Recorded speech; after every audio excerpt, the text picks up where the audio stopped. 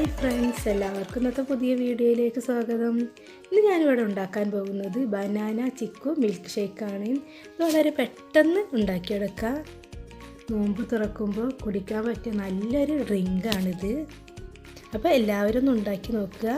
എല്ലാവരും വീഡിയോ മുഴുവനായിട്ടും കാണുക. നമുക്ക് ഇതുണ്ടാക്കുന്നത് എങ്ങനെയാണെന്ന് നോക്കാം. ആദ്യം മിക്സിയുടെ ജാറിലേക്ക് 2 പൂവമ്പഴം ചെറുതായിട്ട് കട്ട് ചെയ്തതാണ് അത് ഇട്ട് കൊടുക്കുക. പിന്നീട് 5 ചിക്കു തൊലിയും കുരുവും ഒക്കെ കളഞ്ഞ് വൃത്തിയാക്കിയതാണ് അതും കൂടി ഇതിലേക്ക് ഇട്ട് കൊടുക്കുക.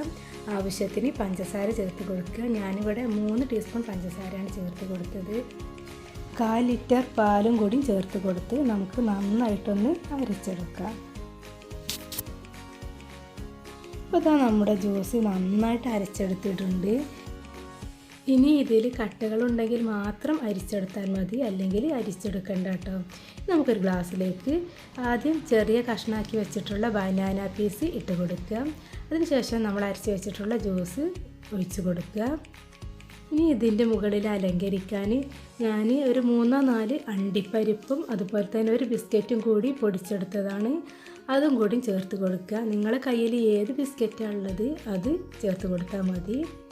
നമ്മുടെ ടേസ്റ്റി ആയിട്ടുള്ള ബനാന ചിക്കു മിൽക്ക് ഷേക്ക് ഇവിടെ റെഡി ആയിട്ടുണ്ട്.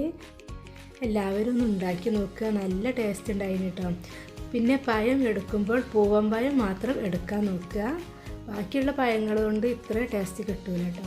അപ്പോൾ എല്ലാവരും ഒന്ന് ഉണ്ടാക്കി നോക്കുക. എല്ലാവർക്കും ഇഷ്ടപ്പെടും. ഈ നോമ്പ് തുറക്കുന്ന സമയത്ത് നമുക്ക് കുട്ടികൾക്കൊക്കെ കൊടുക്കാൻ പറ്റിയ നല്ലൊരു ഡ്രിങ്കാണ്. അപ്പോൾ ഇന്നത്തെ എൻ്റെ റെസിപ്പി എല്ലാവർക്കും ഇഷ്ടപ്പെട്ട് കാണുമെന്ന് വിചാരിക്കുന്നു. ഇഷ്ടപ്പെട്ടാൽ ലൈക്ക് ചെയ്യുക, കമൻറ്റ് ചെയ്യുക. പിന്നെ എൻ്റെ ചാനൽ ഇതുവരെ സബ്സ്ക്രൈബ് ചെയ്യാത്തവരുണ്ടെങ്കിൽ സബ്സ്ക്രൈബ് ചെയ്യുക. എന്നാൽ മറ്റൊരു റെസിപ്പിയുമായി വരുന്നത് വരെ എല്ലാവർക്കും താങ്ക് യു.